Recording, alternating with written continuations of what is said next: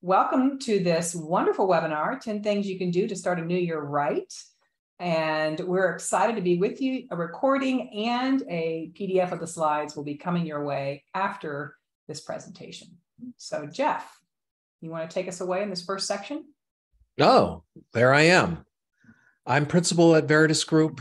I've been doing this for a long time, 32 years, 8 years working with nonprofits and the rest of them working for nonprofits on consulting side, working with agencies, and then Veritas Group since 2009. And yes, my son Jake and I have been to almost every major league park, and we have this goal in the next 2 years to finish it off, to have every stadium, gone to every stadium. So that's been a fun thing to do. How many are there, Jeff? Well, there's 30 some. I mean, for how many teams there are? There's like 32, I think, or so. Yeah. Wow, that's amazing. Yeah. All right, I'm here. I have a very big face there on the screen. Awesome. I am so excited to be with you all. I've been with Veritas 12 years. Hard to believe. Always doing and learning new things. I love working with this amazing group of humans. And before that, I did, I did program work. I did ED, MGO, DOD, done a lot of different things in different sectors of the nonprofit world. And love the teaching and coaching and that piece of the work. And so it's a privilege for me to be working with Veritas and doing that work with you all. And then just a little fun fact is I also do facilitation on leadership for humans using horses. So we'll bring people to the barn and have them learn from these wonderful beings. So I am excited about our time to be together today. So Lisa, what about you? I love that. I love how you had to add for humans. I love that. I'm Lisa Robertson, and I've been with Veritas for 9.5 years, and have experience before that, mostly on the West Coast, working with nonprofits. And I really love adult learning and training. And yes, that's my fun fact is that I'm a Washington alum, and my team is playing in Texas this year. I don't know if I get to go, but I'm excited that they're playing a bowl game I could possibly go to. You have to go to it. Well, I know. We're going to try. All right. So we've got 10 things today we're going to talk to you about. So let's get started, Lisa. Next slide. So I love the concept. It hasn't come up yet. Go ahead to the next one. Oh, sorry. There you go. Thanks. I was like, I love the concept that rest is a form of resistance. To me, that is so powerful because our society has created this culture where humans are viewed as machines, where you're supposed to get up, get to work by 8, be productive all day, maybe get a short break or lunch, go home at 5, be totally productive in the evening, get all the bills paid, the kids taken care of, everything done beautifully and perfectly and everything completed.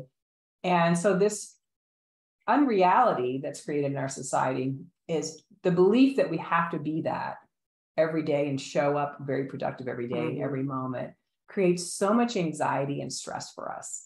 So I love the idea that we are more like nature because we are part of nature, and there's cycles and rhythms to everything, the seasons, the day, all of that. So we're going to be talking a little bit about some of those things as we go along. So creating some of that cycle and rhythm for you. For one, it's saying no to things that keep piling up, that are taking energy and not really feeding, and limiting what those things are. But it's also creating a space for what feeds your soul. So Jeff or Lisa, what's something that you've created space for in your life that I didn't even prep you all, that feeds your soul? Tell me something. Oh gosh, lots of things. Reading does that.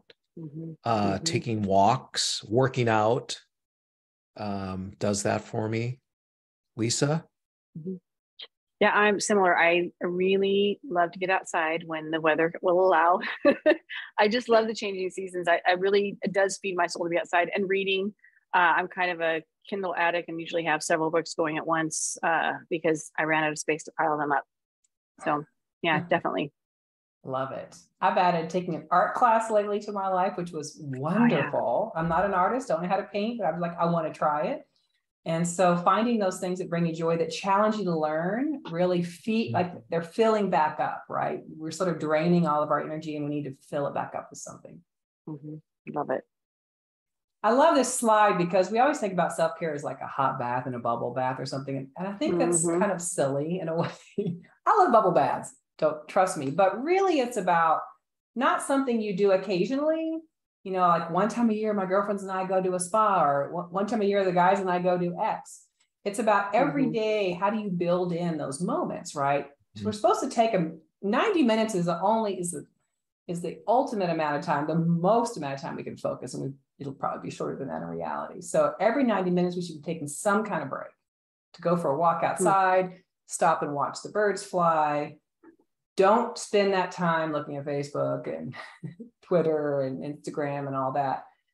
Do something that actually fills you back up, right? And gives you that moment. Have some gratitude. Call someone that's lovely and hilarious.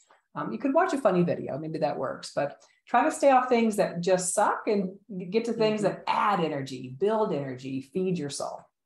All right. Did you see Heather's comment? She No, says she heard a speaker once said that bubble baths and pedicures are self-pampering, not self-care. Oh, okay. I like that. I like it. You know, one thing I'd add to the is that just because, let's just say you're taking some holiday time off with family and relatives, that's not necessarily time off either. So like, I already know this, that you'll need to take just like a day. If you can do all that and take a day for yourself to recharge, or 2 days or 3, that will be helpful as you start the new year. Yeah, so common, right? You take that break and you fill it up. Yeah. Yeah, exactly. And relatives are stressful too. Thank you, Jeff. Okay, number 2. This is a good one. Review your job description. All right, why do we want to do this? And this is one thing I learned from Richard Perry. Because, and this, we do this at Veritas as well. When you go back maybe every 6 months and review your job description to see what are you doing outside of that job description. Because what happens is it morphs if we don't keep track of what we're doing. It's like, especially in the nonprofit world, because I've been there, I understand that. You have this job description, and after a year, you look at what am I doing compared to what I originally was supposed to do, and it's completely different, or it's morphed into many more things. And then you're wondering why you're working 50, 60 hours a week. And so it's really important. Look at your job description at the beginning of the year. Is it what you're doing today? And if not, you need to look at that and talk with your manager and figure out how to get back, either get back to the original job description or look at the current, what you're doing, and say, do I need to add this? And perhaps you need to compensate me more for that extra, all of that extra. So very, very important. And then let's look at the job descriptions. Actually, we're looking at, we always want to simplify things as much as we can at Veritas. So if you look at the job description for a major gift officer, we're pretty clear. It's like 5 things that you do. You're qualifying donors, creating goals for your donors, creating a plan for your donors, understanding what projects you're working on, and creating a monthly report that tells people what you're doing. That's really it. And if you're doing a bunch of other stuff, you're not actually doing the work with your donors in your portfolio. So all of this is to say is go back to your job description, look at it. Are you actually doing what it originally said, or are you morphed into a whole bunch of other things? And then get back to what you're supposed to be doing. Okay. I would add to that, Jeff, the clarity. Like I love, oh, you're muted, Karen. I love the clarity here of like, okay, do these 5 things, because we'll see people say, what do you think of this job description? And they'll say something like steward, and stewarding is a good thing, but they'll add all this weird language. And you're like, well, what does that mean? Like, what do you want them to do while they're stewarding? What do you mean we want them to support events or whatever? Like, be clear, because it's important. So I think that adds some opportunity for us to take care of ourselves. And like, it can't morph if it's very clear. Right. I was muted, sorry. I was going to add, if you find yourself in a situation with many other responsibilities, create a chart and put the percentages of how much time you actually get with donors and how much time you're in meetings and events, and talk about that with your boss and say, I have this set of donors to work with. I can only do 20% of it because everything else is pulling me away. And that makes it very real. That's right. That's right. Yeah, I love that. Yep. Okay. Another thing, along with looking at your job description, is do a year in review. This is a great thing to do at the beginning of the year. Look at, well, what did we do last year? Next slide, please. So here's some questions to ask yourself when you have some time. Get outside the office, outside of your house, go to Starbucks, go to another place so that you have time just to concentrate on these things. What worked well last year? What were the strategies that worked well? What didn't work? Why didn't they work? Now that you have some time away from that, you can evaluate that. Where do you need more support or more information to do your work? Really important.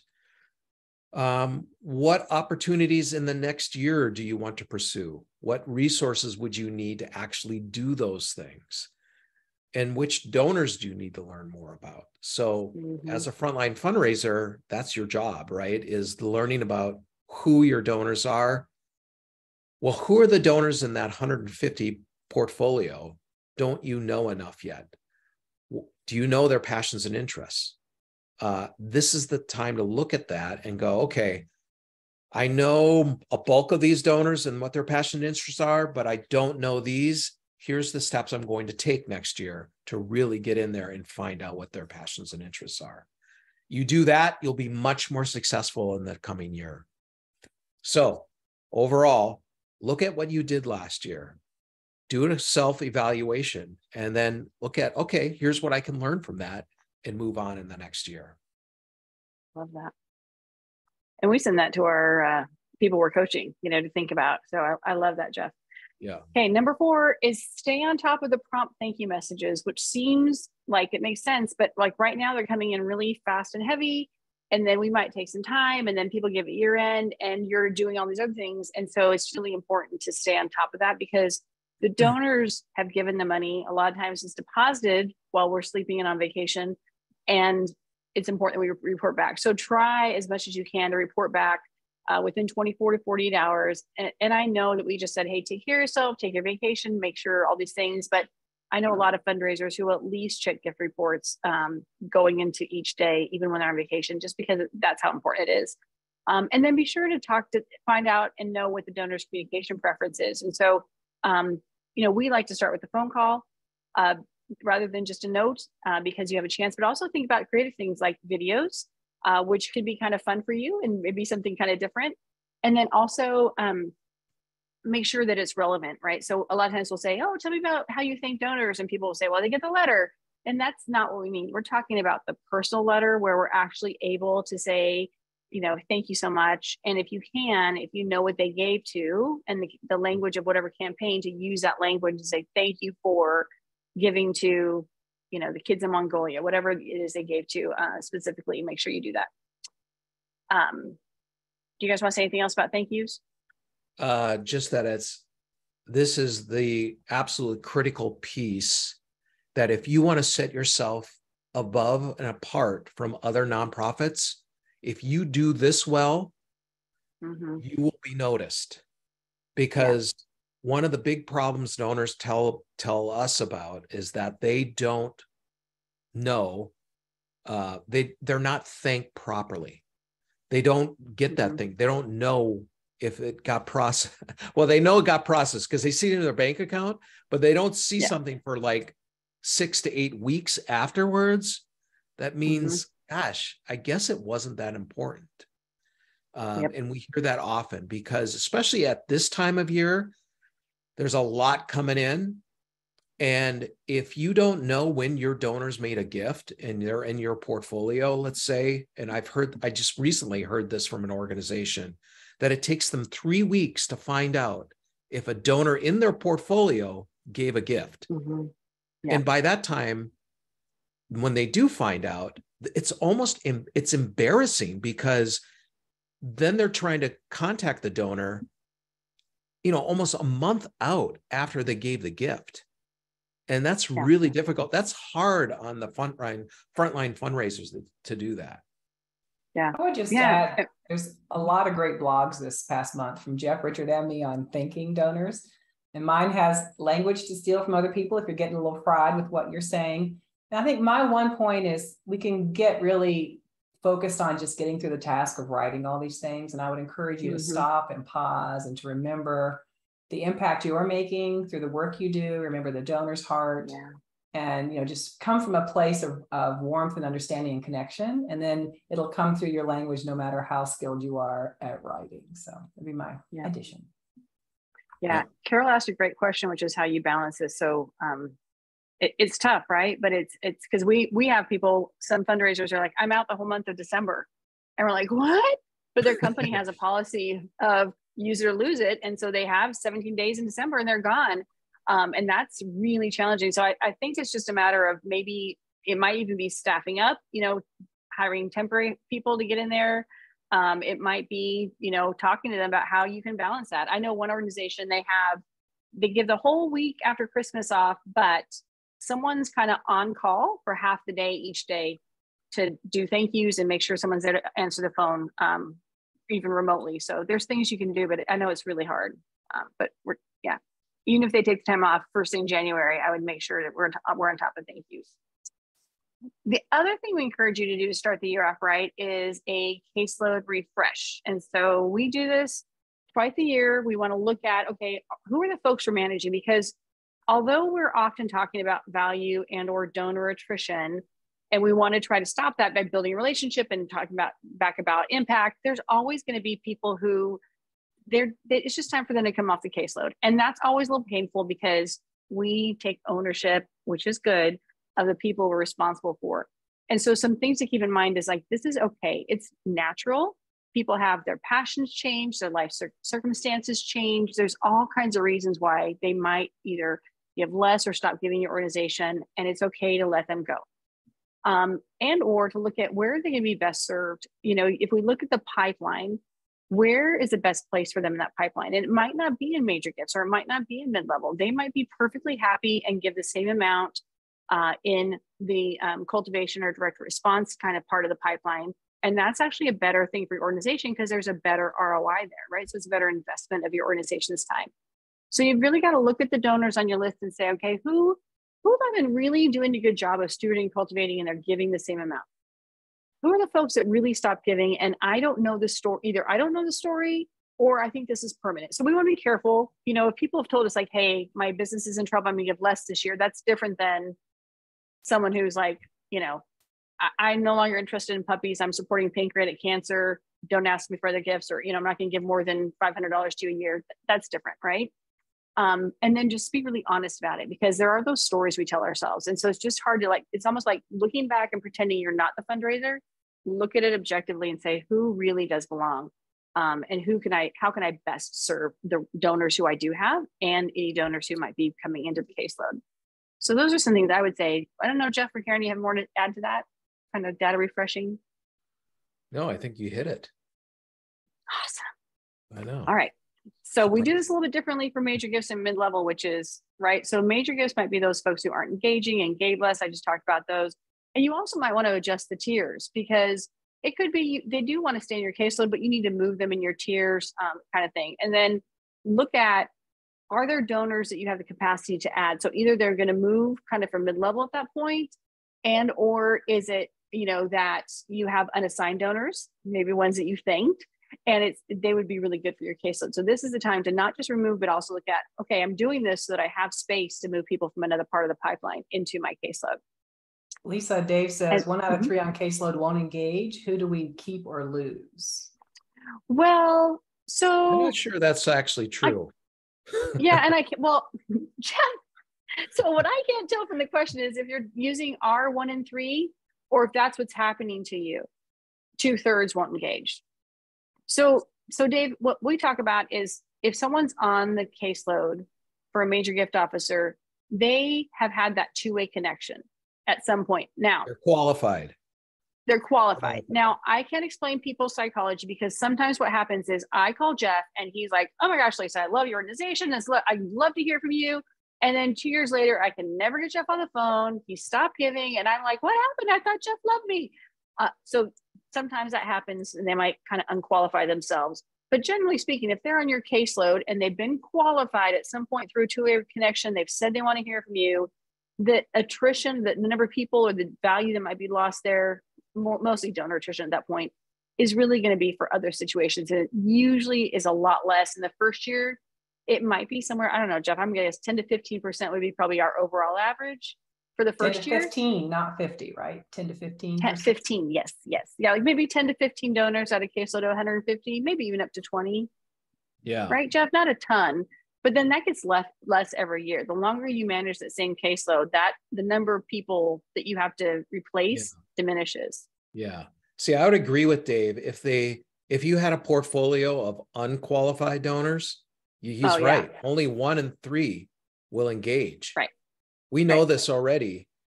And that's why we want to qualify those donors so that everyone is willing to engage at some point. Right. Okay. And then, so that's major gifts is qualification, probably a little bit fewer that you'd have to replace and would disqualify. And then mid-levels, a little different because we don't do qualification. We assume they're qualified and we keep in the caseload. We try to be consistent, especially for the first year, but at the 6-month point, which might be January or further in January, we're going to look at that and say, okay, who have we really not engaged with and they are giving less or have stopped giving, and that maybe they're giving the bottom level. So if they gave $10,000 in I think about my years now, 2021, and they gave less this year, but they've given in their lifetime a lot of money, I might still keep them. But if they were a brand new donor last year, maybe $1,000, like the lowest mid-level we have, I'm just using $1,000 as an example, and they gave nothing this year, I might remove them because the statistics is if someone gives a gift once, the chances they'll give a second time is only 25%, and that's pretty quickly. So now that it's been 15 to 18 months, maybe more, the chances they're going to give again are pretty slim. So I would look at how long has it been since they gave, what giving level, what's their lifetime of giving, but you kind of want to look at that more in mid-level, more objectively about the money than the relationship, because you would probably have only connected with about a third of them. So refresh your caseload at year end, make sure you're starting fresh with the right donors. Right. All right, then start qualifying. And in our courses, we talk about for major gifts, we want to qualify donors. And there's a couple of reasons. One is because we want to get to know them. We want to have this relationship with them. And the other is because we really do want to, there's a revenue piece of this, right? We want to have the best donors in our caseloads. And we always talk about this in a couple ways. One is we would always teach you this because as you're adding new donors for the ones you replaced, you'd want to know this process. And because there are new donors who are going to come along. And the one thing I'll add about this year-end time is a lot of times people think I can only thank donors in December and then I'm going to qualify in January. And then all of a sudden they have this big pile of people. And I would say you can actually do a little bit of both. In other words, I would thank a donor, try to call them, and then I might have that intro letter sort of ready and send to them and say, yes, thanks for your recent gift, and then follow up with them in January. So in other words, you don't have to let it stockpile. You can start kind of doing a little bit of both. But for sure, in January is a great time to look at those new donors and really work on making sure you've introduced yourself, your purpose, and what you'll be doing with them. And this is what Jeff and Dave, I think, was referring to earlier, which was 1 in 3 will respond. So if you have 100 new donors potentially to look at, you're going to send those out in small batches. Probably only 30 will qualify to your donors, to your caseload. Yeah. And the way we do this, in case you haven't been through our courses, is we have a 7-step process. There's not a magic about this number, but just statistically on average, it takes people 7 times to connect with us. And people might connect earlier than that, but that's about what it takes. And so we start with a letter, just basically to say, this is who I am. This is my role. I'd love to tell you about your impact. I'll be following up. And then we follow up, and we might follow up by email or phone, but we're making that attempt. We're keeping our word and we're keeping fidelity to this process. If we get a hold of them, they call us back, we talk to them, they say, yes, love to hear from you, they're qualified. If they don't, we try a touch point. And Hey, this by the again, way, yeah, before you get in, just so people know, we have a white paper on qualifying. So this exact, everything we're talking about here, there's an in-depth white paper. Go to our website at veritasgroup.com under resources tab, and there's a white paper just on qualifying donors. I just want to put that in there in case people were worried that they weren't going to be able to see all this. It's all there. They can download Thanks, this. Jeff. Yeah, right. Good point. And then you'll do a touch point. And the key to this is, again, it doesn't have to be written. You could use an email. And so my suggestion to you is to ask a question, because then it's kind of a call to action and they're going to respond. So even if it's a PS, it says, PS, I'll be sending updates like this regularly. Would you prefer USPS or email? People will respond. If they respond, it's a great way to start a dialogue. They're qualified. If they don't respond to any of those, then you're going to send a letter with a survey. And it just says, Jeff, I've been trying to get a hold of you. I'd love to learn your interest and your connection to our organization. Would you mind helping complete this information? And again, that could also be some use of electronics, which is in our white paper, I think, and or online. And then you're going to follow up that same way as your intro letter. You're going to follow up and say, Jeff, I'd love to know if you got that.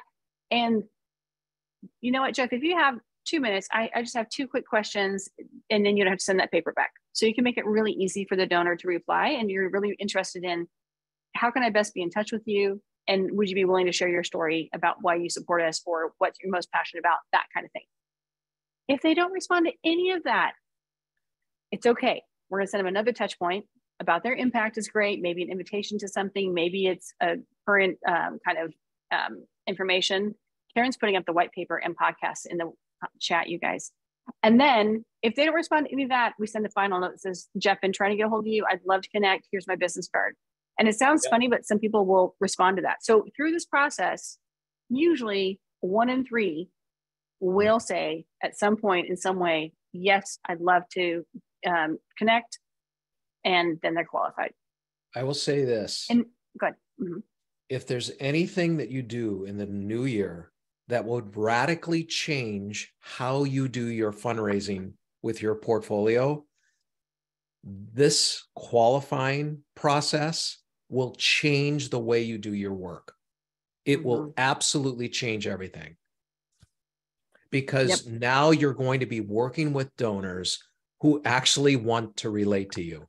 You will be done pulling out your hair, being frustrated, not getting a hold of donors, because you've gone through this process now to identify those that want that connection. This is a game changer. This right here.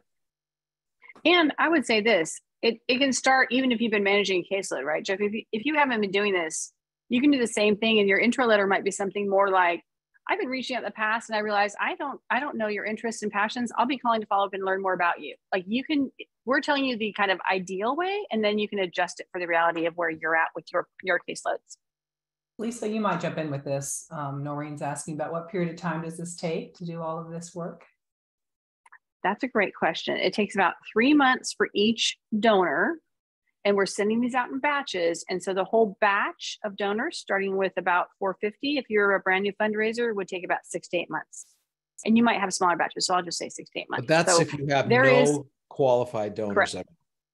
You'd have a pool of 450 to whittle down to eventually to 150. And that could take 6, maybe 8 months. Yep. But that's a great question. So worth it. It's probably the hardest thing that a fundraiser will do. But in the end, you only have to do it once and your life will become so much easier. And then we do something really similar for the mid-level introduction series. So going back to what I said earlier, the donors there are assumed qualified. In other words, we're not trying to qualify them, but we are trying to get a two-way connection. And so we always start that program and that relationship if someone's in a mid-level program with the same kind of process, which is you introduce yourself, you do the follow-up, you have to send a survey and touch points in between, and you're spacing those out to make sure that there's consistency. They start to see your name, maybe your picture, they hear your voice, they have your email address, and they'll kind of start building on that relationship and connecting with you. So if you can start it, Jeff's right, it will change your life in January. Okay. All right. Number 7, schedule time for planning. This is crucial. So like you've qualified donors, and now you need a plan for every one of those donors, a personalized plan for each individual donor in your portfolio. So if you had 150 donors, you have 150 revenue goals and attached to that is a plan for how are you going to achieve that revenue.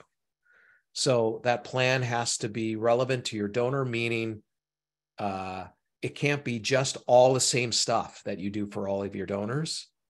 If you know their passions and interests, you create a plan around those passions and interests. You create a plan around when you're going to solicit that donor. You're putting in touch points throughout the year that's relevant to what they care about. Next slide, I'll show, this is kind of what it looks like, the cycle. So on the outside, you're always identifying a problem for the donor to solve and asking the donor to consider addressing them. So you're asking the donor to say yes, you get a gift from that donor. And in the middle part are all the things throughout the course of the year that you're doing to keep in touch, to steward, cultivate, let them know that they're making a difference with their gifts at all times. That why, Matt, is you made a difference pieces. You're constantly doing that while also at the same time understanding who they are, what their passions and interests are, finding problems within the organizations that match that up, and continuing to build that up with them and ask and giving a gift and responding to that. That's what you're doing constantly with every donor. Mm-hmm. You're taking some time to plan for your own creativity. You got to block that time. And then set rules so that you have the ability to take the time to think about each one of your donors and understand, well, what did you notice about that donor the last meeting? And what are some things that you can plan for with that donor throughout the course of the year? I don't know if you want to add anything to this, Lisa, but it's very important for you as a frontline fundraiser to block some of that time for your own creativity.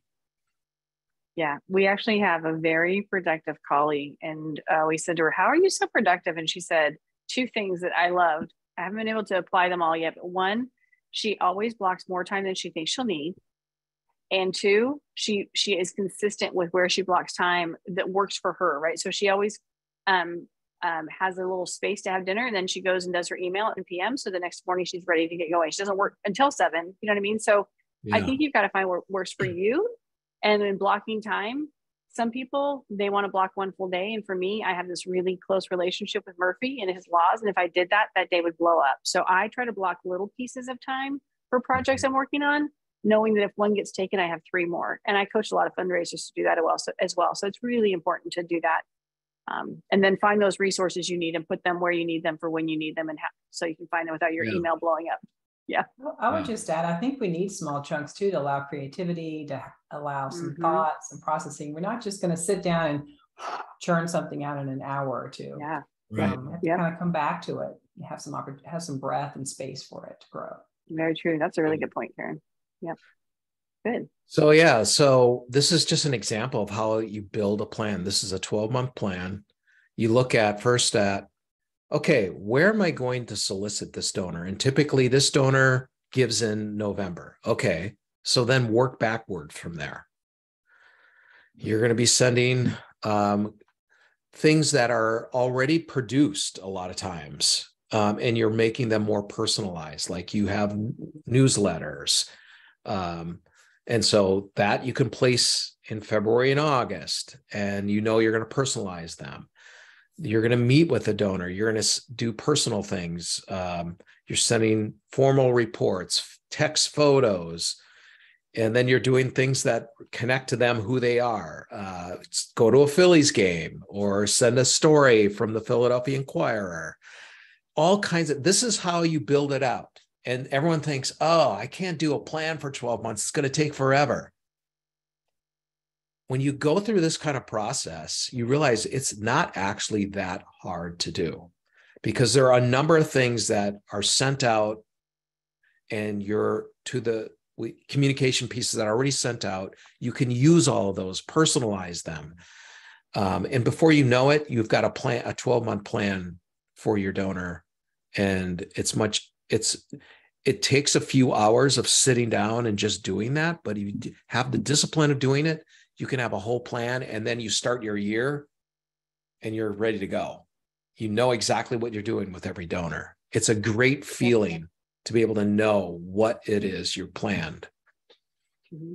Well, going back to what Karen said about small chunks, I think the same thing with plans. If you can start to make 1 or 2 plans, you can then start to replicate that. So if you have another donor who gives in December and likes feeding the homeless, you can still send that same newsletter and email. You can still invite them to the soup kitchen. So some of those touches are going to be very similar. Now you might not go and meet them. Maybe they don't like to meet in person. So in January, you're going to make a phone call. But if you start that and start with maybe your A donors that you know the most, so you're in 10 or 15 and you are doing a few at a time, it gets really very easy to make the plans, even though it sounds like it's a lot. All right. This is an example of a mid-level plan. And again, there is a white paper on all of this, so you can understand how this works, and you don't have to worry about, oh, did I capture this? But just this to show you that there's the same, you can do the same kind of planning. Instead of individual donors, you would plan by tier in mid-level. So if this had 600 donors, you break it out A, B, and C, and then you would have different plans based on how many days out. So you do a personal intro and call letter. Well, that takes 90 days to do all those donors. And then 60 days, the next 60 days is an email touch. So it's a little different, but you should be also creating a plan for a mid-level. And this is how we do it with our clients. Yep. Using internal resources, use your organization's materials, social media, internal reports. If you're wondering, like, how am I going to get all these materials? More often than not, your nonprofit has everything you need you just need to personalize them more and to be able to send those out to your organization. There's direct mail, social media, marketing materials, blogs and articles. All these things can help you create personal touch points with your donors. Yeah. What I like to say, Jeff, is you can take marketing and turn it on its head, right? So marketing is like how great the organization is. And when I take that and I say, Karen, thank you. Because of you, we've done X. That's about Karen now and not about the organization. And so absolutely you can use this stuff. Yep. All right. I'm looking at the fact that it's 2:40. I have a lot of great questions here. We have a lot more material to go through. Got to get it through. Let's move it. We need to get moving. I'm going to jump in with a couple questions just because I want to get a few along the way. So Beth is asking about, also, can you talk about why surveys are important, or can they be helpful? Are there any examples of surveys on your website? And Karen Lamava, hi Karen, says, can you talk more about the survey in your intro cycle? What questions work, what questions don't work? So talk a little bit about surveys, Lisa, for a few minutes. Love that question. And I'm going to tell you that I don't like calling them surveys. So I call them informational forms, because once you say survey, everyone gets so excited, and direct mail wants to ask questions and plan giving wants to ask questions. So it's not the typical survey you might see going out that's used for very different purposes. So I would say no more than 4 questions. And they are, how would you like to be communicated with? What program interests you? Would you care to share your story? And is your information correct? That's kind of the basis of it. And the purpose of this really is just to get them to engage, because there's something about people, like if I put, Jeff Schriffles, he's just instinctively going to change that to an H. Like it's just part of our human nature, where if you see a wrong phone number, missing phone number, you're going to, and once that happens, you go, oh my goodness, Jeff, I'm so sorry we had your name spelled wrong, right? So all of a sudden now I have a dialogue going with Jeff, or he corrects his phone number, or Karen tells me why she started supporting us, or that she cares about, these 2 programs. It's vital information. So the only reason for this is to engage people in conversation. It's not to start to build a database or anything like that. So when you call a donor, do you say, I have a survey? Do you say I have an informational form? I have a few questions to ask. What do you say? I would usually say, well, I mean, it depends on what it says at the top.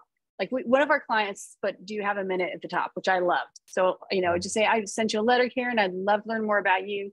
Did you receive it? Yes. Do you have a minute for me just to ask 2 questions and you don't have to return that?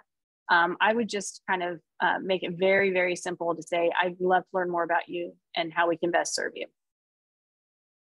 Yeah. Cool. Mm-hmm. And yes, there's lots of examples in the qualifying paper, I think. Oh, wonderful. Thinking transformationally. Let's move through this, Lisa.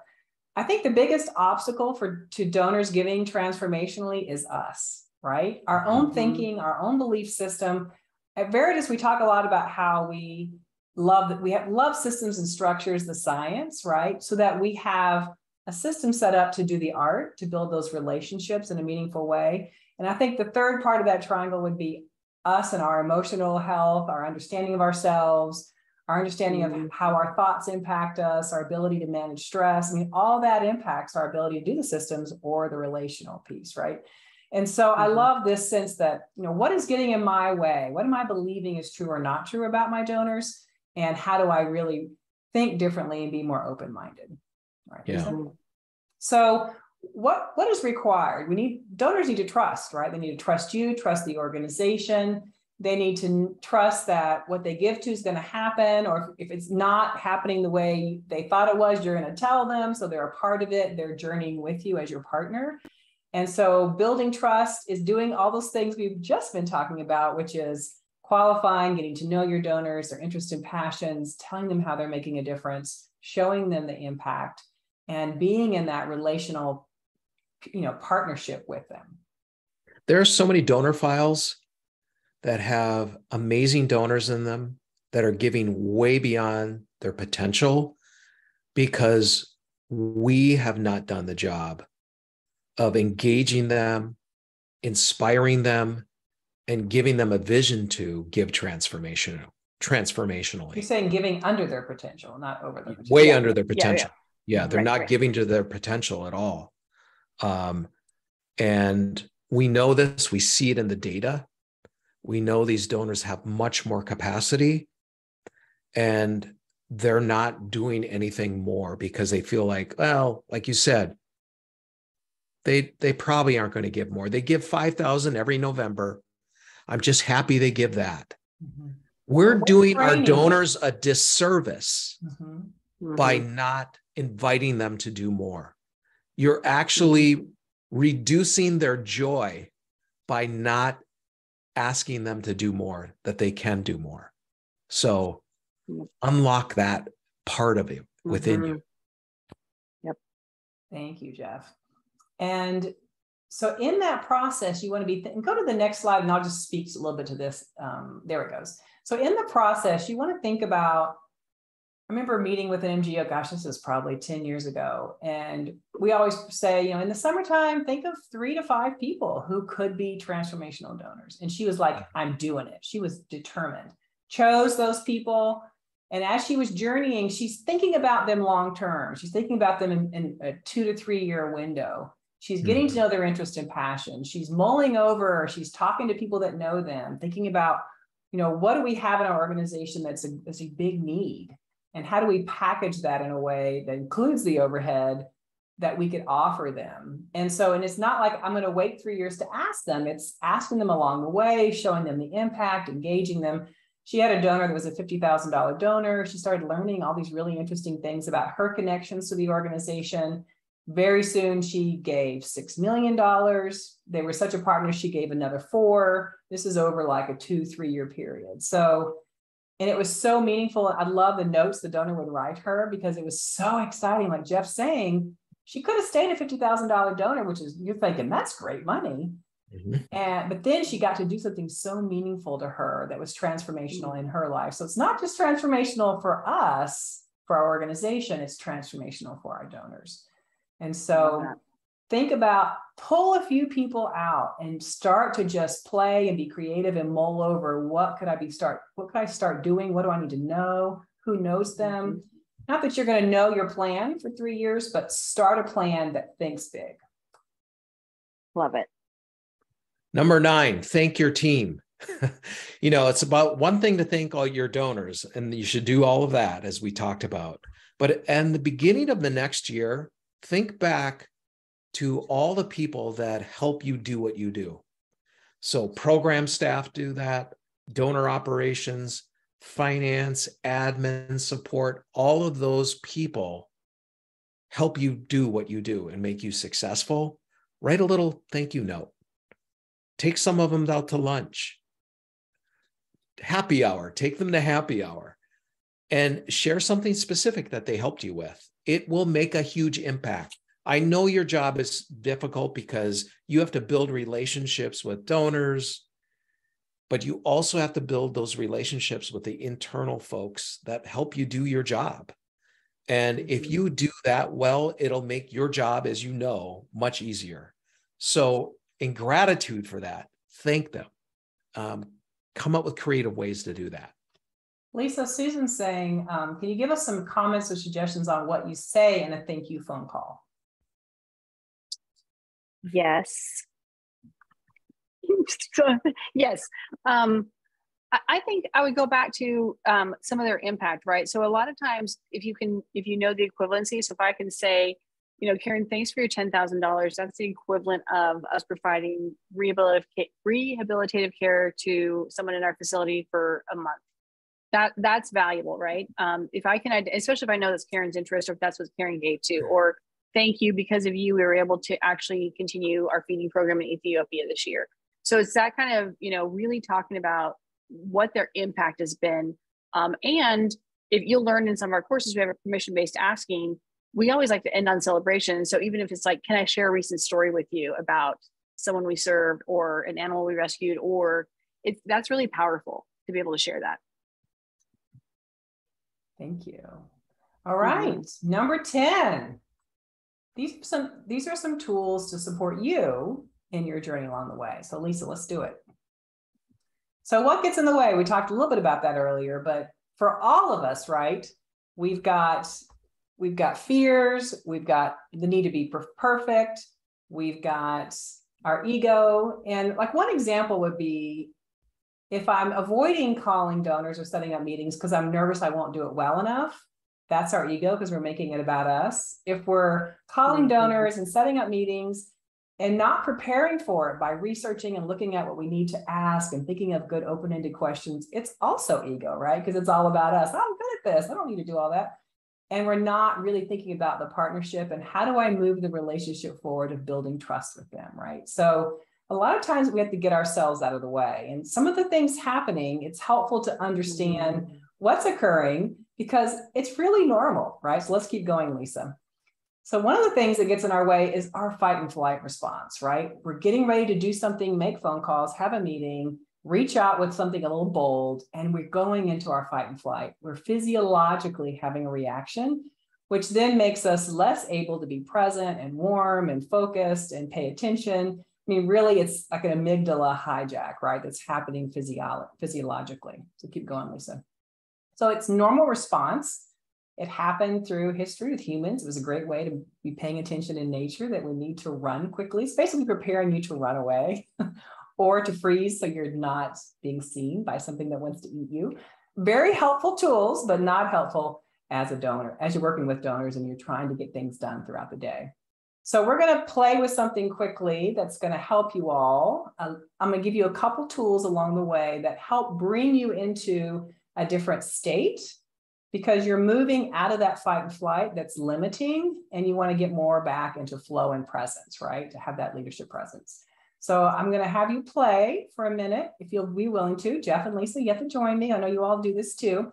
So sit up and uncross your arms and legs. Just put your hands on your knees, right? And we talk about using breath and meditation and all these things we talk about these days. A lot of that's about how to move your body back into a space so you can resource all of the gifts you have. So you're going to breathe up the back of your spine. Going to breathe down. Relax your chest to the earth. When you do it this time, think of something that makes you smile. I think about my dog doing his happy dance when he wants a treat, whatever that is. Breathe up the back of your spine. Breathe down, relaxing your chest to the earth. Thinking of something that makes you smile. And then you can sort of imagine a bubble around you, about arm's length, all directions. You can make it colorful, chocolatey, whatever works for you. And just notice that there's some space. Breathe up the back of your spine. Breathe down, relaxing your chest to the earth. So what this does is it moves you, it helps you with the cortisol going through your system that makes you have that fight and flight. It brings in that oxytocin, which is the hug drug. It brings up your testosterone. This is all chemical stuff we're playing with here. You know, it's not like crazy weird. It's actually changing your chemistry.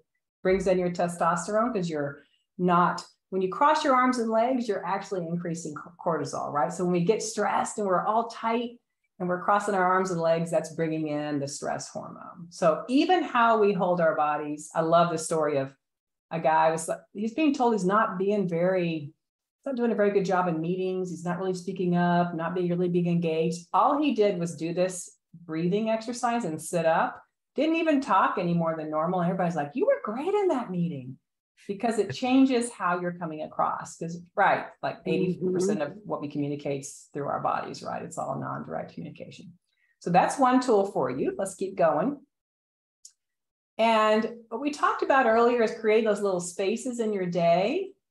Allow spaces for your intuition to come through and play and practice with that.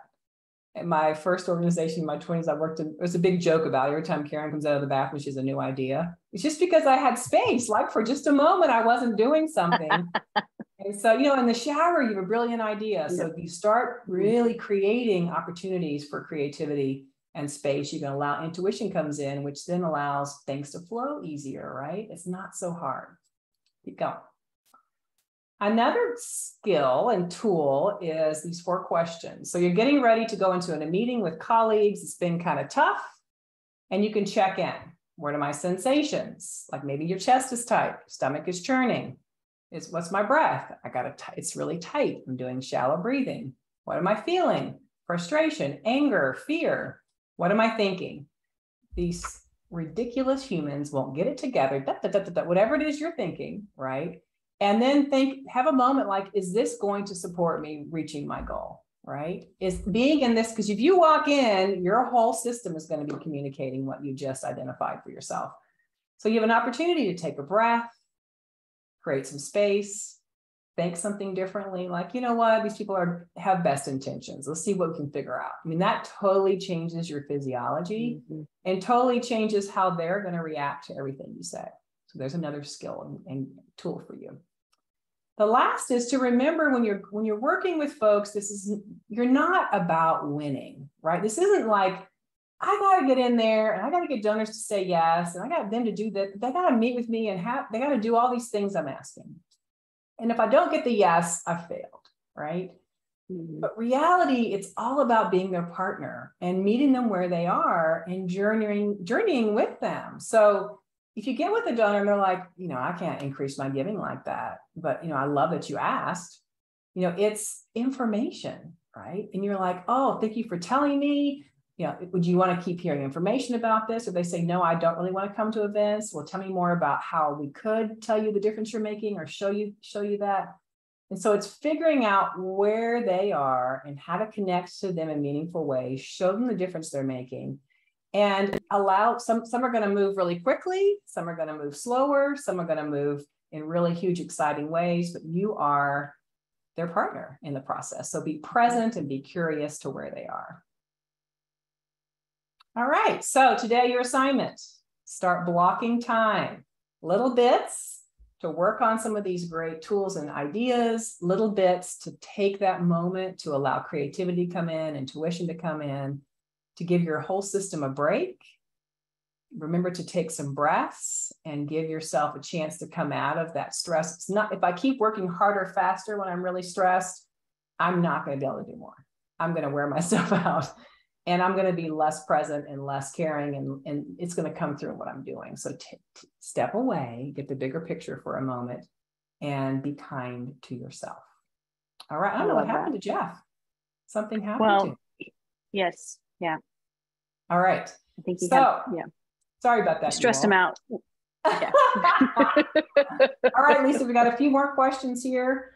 Charles says, can Jeff speak more about identifying a problem for the donor to solve? What does that mean? That's a great question, Charles. Yeah. Well, it's the illustration we like to use, Charles, is if you were a company and you were selling something, imagine walking into an empty warehouse, right? So what is it that's on the shelf? And so really being able to talk to what can people help fund? And we're not talking about restricted giving, we're talking about directive giving. And so really it's working with program and finance to make sure like, okay, what do we have available that I can tell people about? Or what have we funded so I can tell them about what impact they've had? Awesome. Just a reminder, the recording and the slides are coming your way via email. So just know that. So for a lot of folks, Lisa, at the beginning, they're Patty and they have a lot of lag in their giving systems because people work from home, they're not getting checks in, and a variety of reasons. Is there any advice you have? Because it's frustrating for the fundraisers. It is. And it's frustrating because I think that people don't think of this from a donor's perspective. And I think that's so valuable. In fact, I'm talking to a CEO tomorrow because there's things happening as donor services team that are going to start impacting the rest of the pipeline. And so I think having those conversations is good. I think one of the questions was, should we change our acknowledgement timing? I actually would wonder if you can talk to finance or whoever does the reports and change that timing. Like I'd rather get more common information about when people are giving than change how soon they get an acknowledgement letter if you can. But it is a constant struggle. I know it's really hard, but it's just doing whatever you can do and helping. I always say fundraisers are sort of educating people all the time. They're natural teachers. And so it's just teaching people about why it's important. It's not because you're being silly or willful or anything else. It's because you care about the donors. They should care about the donors too. And so teaching them about why that's so important and how valuable that is to donors to know that they've made an impact and that their money's been stewarded well and those sort of things. Question from Ann, year end should be done at the end of your fiscal year, whenever that is, right? Not necessarily right now, correct? Yeah. I still think it's funny because hi Ann, even though we think of, fiscal year end for caseload cleanup for sure, but now we're talking sort of about like, what did I do in 2022? Like just take a moment to stop, breathe, get ready for a new calendar year. And so I think we would still recommend you do some of these things now and definitely do the caseload cleanup again in July. Awesome. So I did answer in the chat, but we keep people in direct mail while they're in the major gift. We make our plans on top of that. There's a question from Heather. So speak a little bit about direct mail and managing that with our donors. Yes. So the reason we do that, I answered one question for you there, Karen. So we do that, Heather, so that because what we're sending is meaningful and relevant. So a lot of times what happens is when we say plan and do touch points, for some reason people hear that they've got to be their own small direct mail program. And then of course it seems overwhelming to be like, wait, they're getting direct response mail, direct response emails, and newsletters from us. And now you want me to send something more? Yeah. Until they tell you otherwise, because what you're sending is meaningful and relevant. Now, like we talked about, you might be able to steal and beg and borrow and then leapfrog onto some of those things and make them your touch points. But if Karen's getting stuff from direct mail and she knows what's relevant, what's not, she might disregard it. But if she gets a handwritten note from you, Heather, or an email that says, hey, Karen, this is how you've impacted our program, totally different. Karen does not view that as organizational communication. She views it as personal communication from you and generally appreciates it. And if Karen doesn't appreciate it, she might say something, or she might say, Heather, I'm so glad you wrote because actually you've been sending me 2 different things because I changed my address. Could you help me? Or I'm so glad you wrote, can you try to help me reduce the number of direct mail pieces I'm getting? And then that's when it's really helpful to be able to say, I sure can. If you take my direct mail, no matter how well you do, their giving is going to go down across the board. Yeah. So we want to adjust. If they say they're getting too much, you might just adjust it down. And that's why it's good to have conversations with your direct mail and say, what are my options? If Karen says there's too much, what is it? Can I reduce her to 4 to 6? So what you can say to Karen and say, Karen, I'd love to help you. I've learned that I can reduce that to 4. Would that be okay with you to get our 4 newsletters every year? Yeah. Awesome. Well, we are 1 minute over, so we need to close out. That was great. You all are just fantastic. Thanks for all your great questions. We hope you took something away from the 10 tips along the way. And just a reminder, I put in the link, our resources page on the website. We have tons and tons and tons and tons and tons of free resources. We give it all away. And so please go there and check out what's available to you. All right. Thank you so much.